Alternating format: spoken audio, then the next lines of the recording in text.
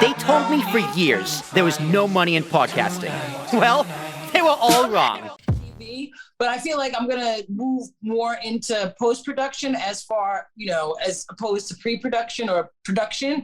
It's just, to be honest, it's easier to find jobs. Like finding a producer job is crazy right now. Like it's almost nearly impossible because there's so many people out there trying to get them and there's not as many programs and people aren't shooting as much. And it's just a whole bunch of nonsense. So I was like, I'd rather move into post-production because things are always getting edited and always getting colored and always needing audio mixed down. So I'm like, if I can get into like a post-production house, like I feel like that's more job security, a little less creative, but then I have my own website and brand. So if I really want to do my creativity, that's where I'll lend it to, as opposed to because looking for these creative jobs constantly, it's a little stressful, especially as a freelancer, because it's like if you don't start a job a week after you leave one, or at least a week or two after you leave one, like the whole finance anxiety comes on because you're like, well, you need to pay, but you know what I mean? So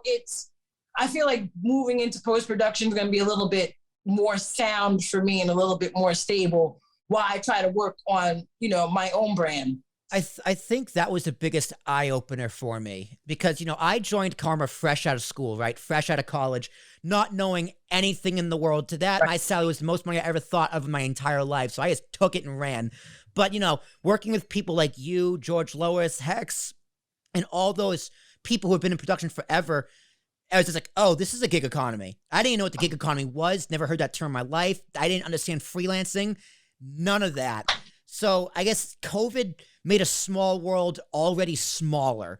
So is it starting to bounce back? Is it better than it was? And you stuck around in New York the whole time. And New York production scene itself was already small compared to like the LA or anywhere else in the world or Hollywood. But it's tough out there.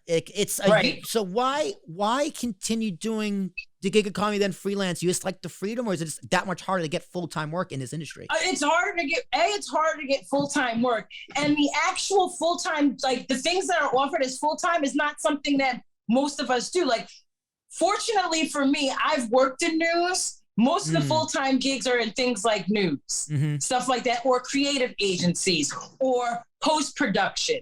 Do you know what I mean? That's where most of like the full-time, like actual salary positions are. And news, if you're not like on air camera talent, or if you're not like one of the segment producers, if you're just like a news writer, like it's not the same thing as producing.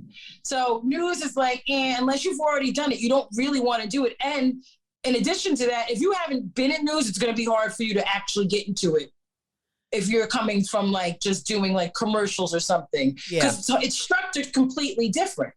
So I would prefer having a full-time job, but it's like getting a full-time job at places like MTV or ESPN or BET or like Good Morning America. Like people don't leave those jobs ever. Like I used to work at Inside Edition from 2004 to 2008.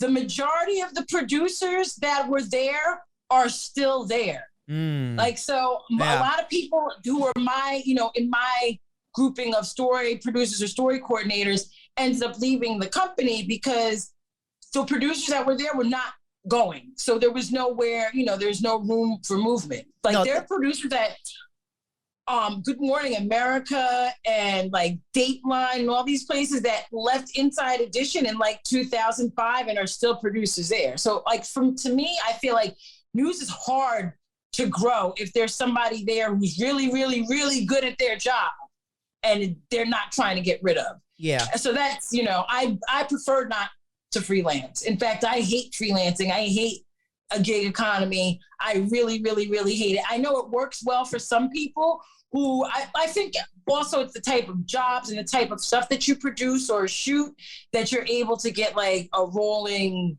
job after job after job. Because there's some people I know who are never out of work. And then there's other people I know who are always out of work. My friend is a production manager and just got a job after 2 years. And luckily he's working on Jersey Shore. I'm like, that's the type of show that like, that's good, because if they continue going with another Jersey Shore vacation, whatever, next summer, you have another job. and you're at a production company where they just hire production managers and you're given like a slate of shows to manage. So, things like that. Right. But see, I don't want to do that anymore, which is another reason why I started my own company, because I want to build on that, and I don't want to work for anyone, and I don't want to I don't like to hustle for a check every day. Right. Like it's a pain, and especially at my age, I don't want to do that. Like I want to retire soon. Well, not soon, but soon. But I don't want to continue work. I don't want to work myself till I'm 70. You know what I mean? Yeah, you got an end goal in mind. So let's pivot to because